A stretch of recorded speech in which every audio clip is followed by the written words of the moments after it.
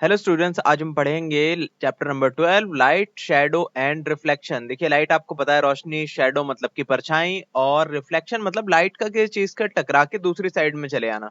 ठीक है, जैसे कि आप प्लेन मिरर देखते हैं, उसके आगे आपने अपना ही चेहरा देखा होगा कभी ना कभी। तो हो क्या रहा होता है, लाइट की रिफ्लेक्शन होती है वो एक तरह की। क्या क्या पढ़ने वाले हैं इस चैप्टर में हम? लर्निंग आउटकम्स हमारे क्या क्या होंगे? पहला है सोर्सेज ऑफ लाइट के बारे में हम जानेंगे कि लाइट आती कहाँ से है। Luminous and non luminous objects, luminous जिसके अंदर अपनी रोशनी हो उन चीजों को बोलते हैं ल्यूमिनस ऑब्जेक्ट्स, और नॉन ल्यूमिनस जिसकी अपनी कोई रोशनी ना हो। आगे transparent, translucent and opaque objects क्या होते हैं? ट्रांसपेरेंट मतलब जिसके आर पार हम देख सकें, ट्रांसल्यूसेंट जिसमें थोड़ा थोड़ा आर पार देख सके हम, क्योंकि रोशनी जो है थोड़ा बहुत पार हो सकती है उसके। एंड ओपेक ऑब्जेक्ट जिसके आर पार हम नहीं देख सकते, रोशनी पार नहीं हो सकती उससे। आगे है light travels in a straight line, की लाइन सीधे रास्ते से मतलब सीधे रास्ते से लाइट ट्रेवल करती है, हमेशा टेढ़ा मेढ़ा रास्ता नहीं पकड़ती। ये चीज को हम जानेंगे अच्छे से। Shadow formation, shadow and it's characteristics, के भाई परछाई है उसके बारे में कई सारी चीजें हम जानेंगे। शैडो फॉर्मेशन इन नेचर, कैसे नेचर में बनता है ये। मिरर एंड रिफ्लेक्शन, ये सब कुछ हम जानेंगे इस चैप्टर में। बोल रहे हैं कि we see many things around us, हम अपने आसपास बहुत सारी चीज देखते हैं, वो देख इसलिए पाते हैं क्योंकि लाइट उसके ऊपर पड़ती है तो उससे रिफ्लेक्ट करती है, रिफ्लेक्ट करती है तो हमारे आंखों तक पहुंचती है वो लाइट, और हम देख पाते हैं कि भाई इस चीज पर लाइट गिरी है और हम उसे देख पा रहे हैं वैसे, क्योंकि टकरा कर उससे हमारे आंखों तक पहुंचती है ना लाइट। तो हमें लगता है कि भाई वो चीज वहां पे एग्जिस्ट कर रही है, हमें फील हो जाता है उससे कि वो चीज वहां पर रखी हुई है। ठीक है, पर ऐसा नहीं है कि वो चीज अपनी कोई लाइट फेंक रहा हो, वो कहीं ना कहीं से लाइट उसके ऊपर गिरी और फिर टकरा कर आपकी आंखों तक पहुंची, आपको लगता है कि अच्छा वो चीज मैंने देख ली। समझ गए आप? जैसे कि आपने टेबल देखा कहीं पे, तो इसलिए देख पाए क्योंकि उस टाइम पे वहां पे रोशनी थी, वहां पर वो लाइट उसके ऊपर, टेबल के ऊपर गिरी, गिरने के बाद वो टकरा कर आपकी आंखों तक पहुंची और आप उस टेबल को देख पाए। आगे बोल रहे हैं sources of light. Sources of light कुछ भी नहीं, जो भी मतलब रोशनी कहाँ से आती है उसी को बोल देते हैं सोर्स उस चीज का। दो तरह की चीजें होती हैं, देखिए। या तो नेचुरल सोर्स हो सकता है लाइट का, या फिर मैनमेड सोर्स हो सकता है। नेचुरल सोर्स कौन सा है देख लीजिए, जैसे सन है, जैसे कि स्टार्स हैं, ये सारे हैं नेचुरल सोर्सेज, हमने तो बनाए नहीं। और कुछ है मैनमेड सोर्सेज, क्या है, जैसे कि कैंडल बना ली या फिर बल्ब बना ली, ये सब नेचुरल सोर्सेज है लाइट के। आगे बोल रहे हैं आपका luminous and non luminous objects. Luminous objects मैंने आपको बताया जिसकी अपनी कोई रोशनी है, जैसे कि सन। देखिए, luminous objects are objects that give out light on their own, जिनकी अपनी रोशनी हो, कुछ जो बाहर फेंक रहे हो वो। Examples of luminous objects are sun, stars, candles, bulb etcetera, जो ऊपर दिखाया था हमने।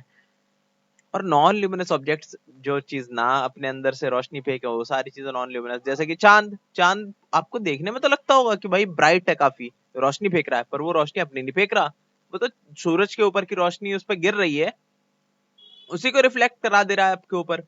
तो आपको लगता है कि भाई चांद भी रोशनी दे रहा है ना, चांदनी रात में वो है, उजाला हो गया है। पर वो उजाला इसलिए हुआ होता है क्योंकि सन की रोशनी उसने रिफ्लेक्ट करी होती है चांद ने, उसकी अपनी कोई रोशनी नहीं है। और वैसे देखिए, पेड़ है, पेड़ पे क्या है, ये ऊपर आपको जो दिख रहा है पेड़, ये इसलिए क्योंकि ये पत्ती वगैरह आपको देख रहे होंगे चमकती हुई थोड़ी सी, मतलब दिखती है अक्सर बहुत तेज धूप में, तो इसलिए दिख पा रहा होता है क्योंकि ये रोशनी जो है सूरज की इसके ऊपर गिरी और उसे हम देख पा रहे हैं ऐसा चमकता हुआ तेज ब्राइट इन पत्तियों को। वरना ये है नहीं इतनी ब्राइट, अपनी तरफ से रोशनी नहीं फेंक रही, जाहिर सी बात है।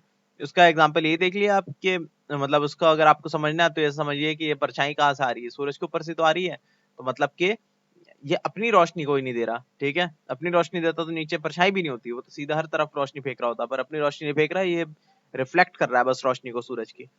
तो ये सारी चीजें कहलाती हैं नॉन ल्यूमिनस ऑब्जेक्ट्स। हर चीज नॉन ल्यूमिनस है, आपके कपड़े, आप खुद, घर के बर्तन हो गए, फर्नीचर हो गया, जमीन, हवा, पानी, मतलब हर चीज ही नॉन ल्यूमिनस है अनलेस कि वो चमक ना रही हो, मतलब कि अपने अंदर से रोशनी ना दे रही हो। आगे बोले transparent, translucent and opaque objects.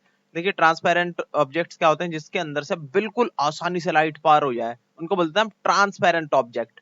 कई लोग क्या सोचते हैं कि भाई पॉलिथीन बैग्स या फिर पानी, ये सब क्या है, ट्रांसपेरेंट है। तो ये वहम है उनका। ट्रांसपेरेंट दुनिया में आज तक कोई चीज हमारी पाई नहीं गई कि जो चीज ट्रांसपेरेंट हो, जिससे पूरी तरह से लाइट पार हो जाए बिना दिक्कत के। कुछ ना कुछ लाइट को ब्लॉक कर देता है और बाकी सबको जाने देता है, तो हमें बिल्कुल साफ नहीं दिखता। ठीक है, शीशे का आर पार आपने देखा होगा, शीशा सामने है तो दिखेगा तो हमें दूसरी तरफ का, पर बिल्कुल क्रिस्टल क्लियर नहीं दिखेगा, थोड़ा सा धुंधलापन रहेगा। अब आप सोचेंगे बिल्कुल साफ सुथरा कर दें उसे, तो अच्छी क्वालिटी का ग्लास लें, तब भी थोड़ा सा फर्क रहेगा। डायरेक्ट नेकेड आई से देखेंगे ना उसे उसे हटा के ग्लास को, और ग्लास के बाद देखेंगे, थोड़ा सा फर्क होता ही है, भले ही आपको फील ना हो पर रहता है। तो ट्रांसपेरेंट ऑब्जेक्ट कोई चीज पाई नहीं जाती दुनिया के अंदर, मतलब अभी तक तो नहीं मिली हमें कोई भी ऐसी चीज। हर चीज में कोई ना कोई से थोड़ा सा फर्क रह ही जाता है मार्जिन का। बोलने के objects allow light to pass through easily, they leave no shadow and objects can be seen clearly through them, for example glass, clear water, mica, air etcetera. देखिए अब तो इन्होंने बता दिया भाई ट्रांसपेरेंट के एग्जांपल, क्योंकि इनका एग्जांपल ट्रांसपेरेंट का थोड़ा सा फर्क है। ये बोल रहे हैं जिसमें ज्यादातर लाइट आसानी से पास हो जाए उसी को हम ट्रांसपेरेंट कह रहे हैं अभी। पर एक्चुअली में आप साइंस के स्टूडेंट हैं तो आप साइंस को समझिए अच्छे से कि ट्रांसपेरेंट चीज एक्चुअली में एग्जिस्ट नहीं कर रही। जितने भी एग्जांपल दिए उन्होंने ग्लास के या फिर क्लियर वाटर के, माइका के, एयर के, ये सारे एग्जांपल है ट्रांसल्यूसेंट के, है ना। ये सारी चीजें ट्रांसल्यूसेंट होती हैं। तो ट्रांसपेरेंट कोई चीज होती नहीं, पर कुछ हाइपोथेटिकल अपने मन से अगर हम कुछ सोचे ऐसी चीज जिससे पूरी तरह से अगर लाइट पास हो जाती तो वो चीज ट्रांसपेरेंट कहलाती। ठीक है, आगे बोल रहे हैं ट्रांसलूसेंट। ट्रांसलूसेंट जो कि अलाउ होने दे लाइट को पर पूरी तरह से नहीं, थोड़ा सा रुकावट ज्यादा बनाए अपने। जैसे कि देखे ना पेपर पतला सा, वो क्या होता है ट्रांसलूसेंट, पार होने देता है लाइट को पर पूरी तरह से नहीं। ठीक है, जैसे ऑयल्ड पेपर आसानी से दिखेगा आपको, ट्रांसलूसेंट है। नॉर्मल पेपर भी होता है, ट्रेसिंग पेपर है, मिल्की वाटर है, ये सब क्या है ट्रांसलूसेंट है। आगे ओपेक। ओपेक तो मतलब बिल्कुल भी लाइट को पास ना होने दे। Objects that do not let light to pass through are called opaque objects. वो अपने ऊपर शैडो बना लेंगे, जाहिर सी बात है, पार नहीं होने देंगे लाइट को अपने ऊपर से, लाइट को वहीं रोक लेंगे। वो मतलब पार नहीं होने देने वाले लाइट को जरा सा भी, आप उसके आर पार नहीं देख सकते और आपकी शैडो उन पे पड़ेगी। जबकि ग्लास के ऊपर आपकी शैडो नहीं पड़ती, क्यों? क्योंकि वो पार हो जाता है रोशनी उस पे से। आगे बोल रहे हैं light travels in straight line. कैसे समझेंगे इस चीज को? देखिए आपने कभी हेडलाइट जलते हुए देखी है? सीधे आती है ना, बिल्कुल ऐसा तो नहीं है कि पीछे की साइड भी आ रही हो टेढ़ी मेढ़ी, बिल्कुल सीधे आती है, लाइट ट्रेवल करती है स्ट्रेट लाइन में। वैसे ये देखिए क्या है, आपका टॉर्च है, बिल्कुल स्ट्रेट लाइन में लाइट ट्रेवल करती है हमेशा। The basic understanding of light uses the area that light is a form of energy which travels away from its source in a particular direction।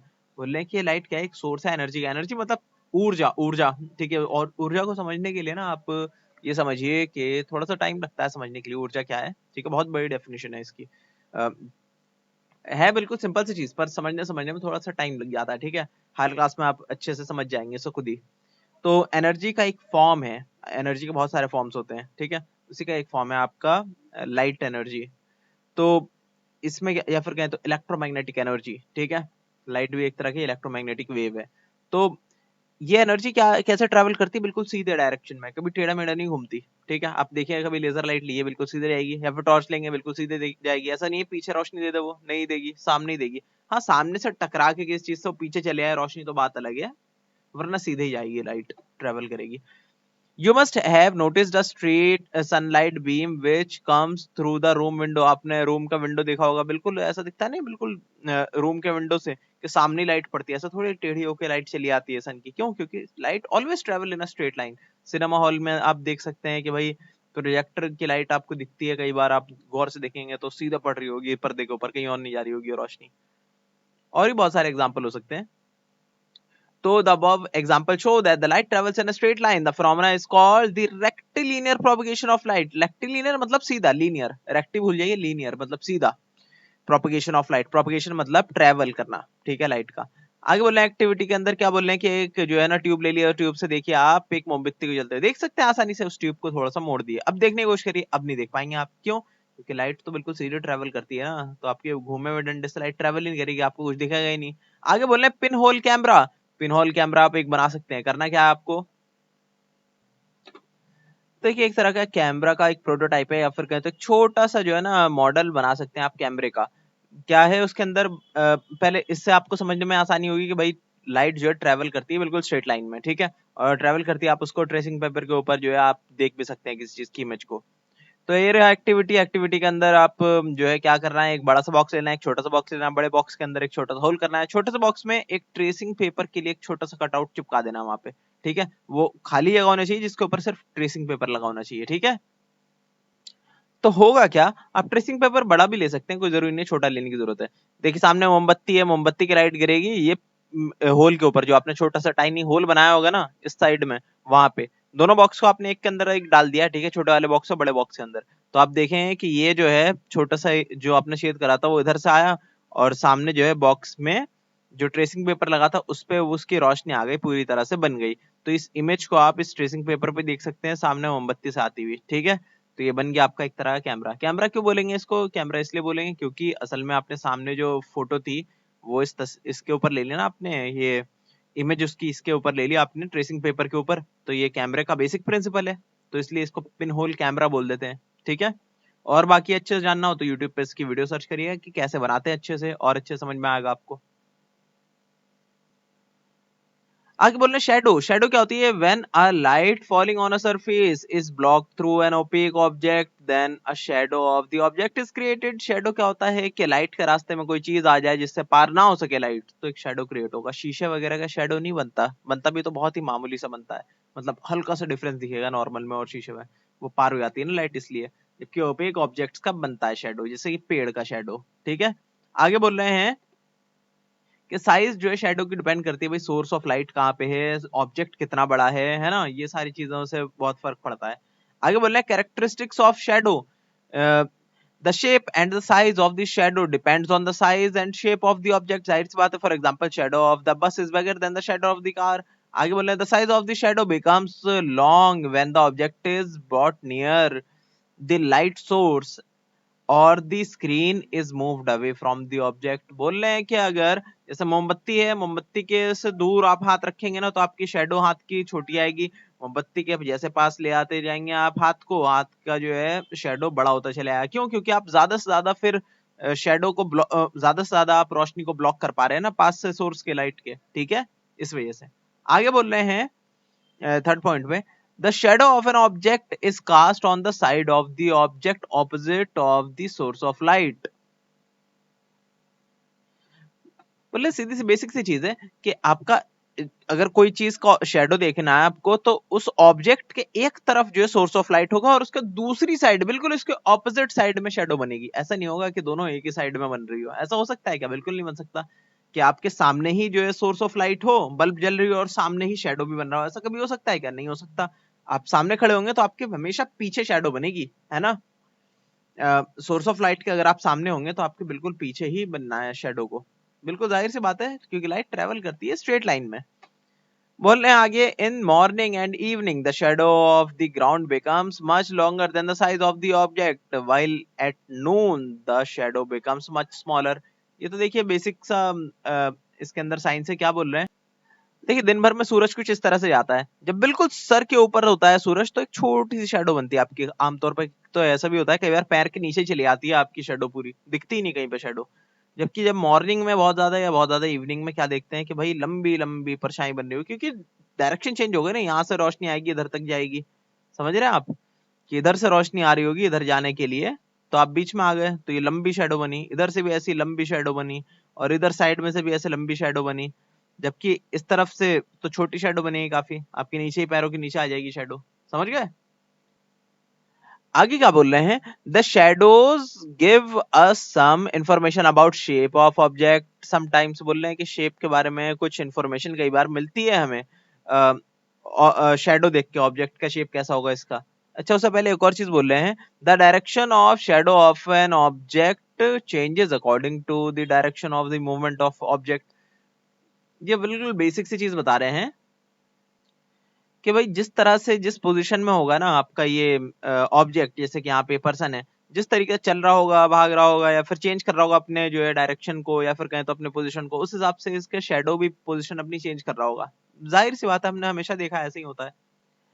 Last वाले point पे ये बता रहे हैं कि भाई जिस तरह की आपकी शेडो पड़ रही होगी इसे देख के आप अंदाजा तो कुछ लगा ही सकते हैं कि भाई किस तरह का ऑब्जेक्ट है, पर कई बार वो अंदाजा गलत भी हो सकता है। कैसे? क्योंकि यहाँ पर देखिए ये हाथ से क्या बना रहे हैं, छिपकली, और ये क्या क्या है, कोई बारहसिंगा बना रहे हैं, ये बकरी बना रहे हैं और बर्ड वगैरह भी बना रहे हैं, है ना। और ये शायद जैगुआर है या शायद मुक्का ही है, नॉर्मल जो भी बना रहे हो। पर इसे देखकर सही आइडिया तो नहीं मिल रहा कि ये ऑब्जेक्ट क्या है। इसे देखकर कोई बोल सकता है कि ये एक हिरन है, वैसे तो कौन बोलेगा हिरन है, इतना अच्छा नहीं बनाया इन्होंने, पर फिर भी हिरन जैसा कुछ बनाने की कोशिश करी है।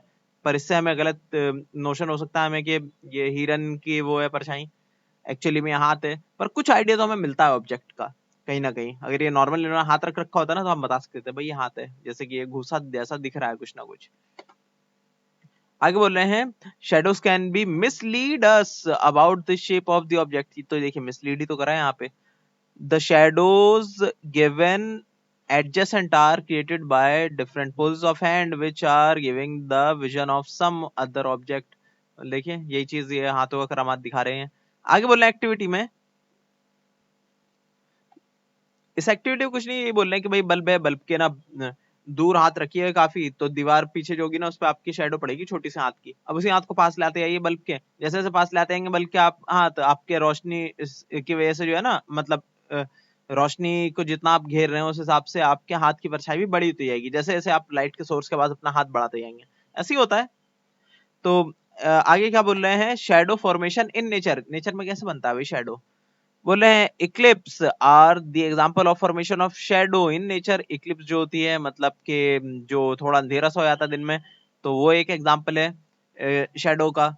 There are two types of eclipse formed in nature, lunar और solar. The lunar eclipse occurs when the earth passes between the sun and moon. ये रहा भाई लूनर इक्लिप्स। लूनर मतलब कि वो चांद के ऊपर जो है ना, वो मतलब अंधेरा हो गया, चांद दिखेगा नहीं आपको। क्यों? क्योंकि जो चांद के ऊपर जो रोशनी पड़ रही थी सूरज की, उसे हमने घेर दिया बीच में आके, देखिए बीच में अर्थ आ गया। इधर है सन, इधर है मून, और बीच में ही है अर्थ। तो ये जो इस तरह की इक्लिप्स या कहें तो एक ग्रहण जो लगाया, किसने लगाया? अर्थ ने लगाया। इसको हम बोलते हैं लूनर इक्लिप्स। एक और होता है जिसको हम बोलते हैं सोलर इक्लिप्स। वो सोलर इक्लिप्स क्या है, पहले तो देखते हैं जरा। Lunar eclipse, earth sun and the moon, the curved shadow of the earth can be seen as it moves across the face of the full moon, the shadow of the earth is cast on the moon. के हमारा जो मतलब moon के ऊपर जो है ना, कई बार जो है हम देख भी सकते हैं जब चंद्र ग्रहण हट रहा होता है, तो कि किस तरीके से जो है ना कर्व्ड सरफेस है अर्थ का, और वही चीज मून के ऊपर भी देखने को मिलती है कि भाई ये परछाई है। परछाई किसकी है? अर्थ की। आगे बोल रहे हैं सोलर इक्लिप्स क्या होता है, the moon shadow falling on the earth as the moon passes between the sun and the earth. बोले देखिए ये है सन, ये है अर्थ, और बीच में है ये मून। मून जब पास होता है ना सन और अर्थ के बीच में से, तो कास्ट करेगा एक तरह की शेडो को अर्थ के ऊपर। ठीक है, अब देखिए मून है बहुत ही बड़ा, तो क्या साइड से भी ना थोड़ी सी रोशनी तो दे ही देगा, इस साइड से भी थोड़ी सी रोशनी दे ही देगा। यहाँ पे नॉर्मल जितनी रोशनी पड़नी चाहिए थी उससे थोड़ी कम रोशनी पड़ेगी, जाहिर सी बात है इन सारी जगहों पे। तो एक कंप्लीट सोलर इक्लिप्स नहीं होगा। कंप्लीट सोलर इक्लिप्स कब पड़ता है? एक छोटी सी जगह पे, बिल्कुल छोटी सी जगह जो होती है, ज्यादा बड़ा नहीं, तो कुछ ही किलोमीटर का रीजन होता है जिसके ऊपर कंप्लीट सोलर इक्लिप्स पड़ता है ना। तो वो मूव करता रहता है बड़ी जल्दी जल्दी, और कभी कभार ही देखने को मिलता है हमें ये। आगे क्या बोल रहे हैं, व्हाट यू लर्न में, पहला है it enables us to see things, तो लाइट। आगे है it is a man made source of light. क्या लिखेंगे? It is a man made source of light. Bulb लिख दिए, कैंडल लिख दिए, कुछ भी लिख सकते हैं। It gives its own light, luminous objects. आगे बोल रहे हैं it allows light to pass through it, तो ट्रांसपेरेंट। ठीक है। It is an application of rectilinear propagation of light. क्या चीज है एप्लीकेशन? जिससे सीधे चलने, लाइट जो सीधे चलती है उस फिनोमेना का इस्तेमाल किया जाता है। वो है आपका, देखिए बहुत सारी चीजें वैसे तो, पर इसमें हमने पढ़ा था पिन होल कैमरा, तो पिन होल कैमरा लिख दिया यहाँ पे। आगे बोल रहे हैं mirror and reflection of light.